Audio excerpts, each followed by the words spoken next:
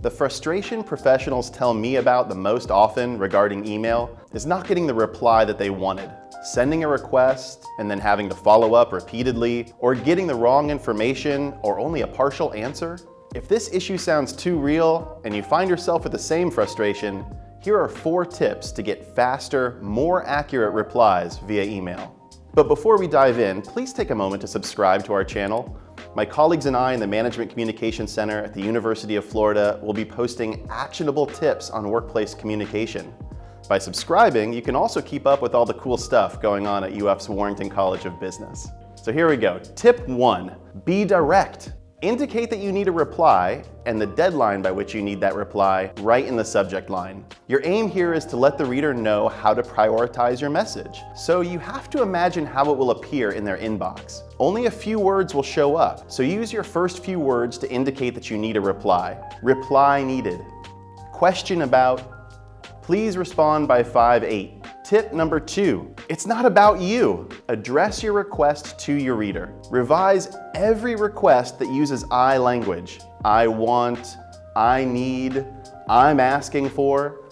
Readers are way more attentive when you involve them in the message. Absolutely nobody is inherently interested in what you need or want. Make it about them by asking politely.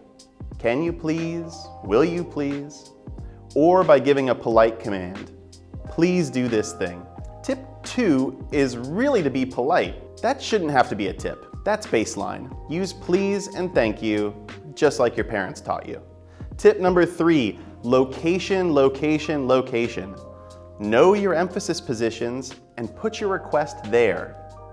Your emphasis positions are the subject line, the first sentence, and the first sentence of any paragraph, especially the last paragraph, bulleted items, and any sentence that stands alone as a single sentence paragraph. If you can, open directly with your request. If you have to give the context, then be sure that you don't bury the request in the middle or at the end of an explanation paragraph. Start the next paragraph with your request, or better yet, let the request stand alone as its own one-sentence paragraph. If the request is multi-part, then use a bulleted or numbered list to highlight each of the parts. If the request is routine enough to be direct, you can maximize the chances of a quick and accurate reply by including your request in 3 places: the subject line, the first sentence, and the first sentence of the last paragraph.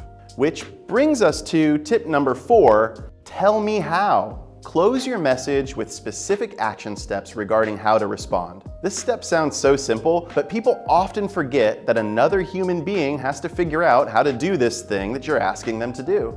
As writers, we often forget to tell them how to respond. When do you need this by? How should I send it to you? Even if the need is as basic as, please let me know either way by May 8th, you are giving your reader the instructions to follow, the box or the boxes to check. The clearer and more explicit you are here, the more likely you are to get a correct and complete response. So the next time you are making a request, be direct. Address your reader, use your emphasis positions, and give instructions about how to respond. Following these tips will improve the frequency and the quality of the responses to your emailed requests. If these tips have worked for you, or if you have other great tips to share, let us know in the comments. And be sure to click subscribe to learn more ways to improve your workday by communicating like an expert.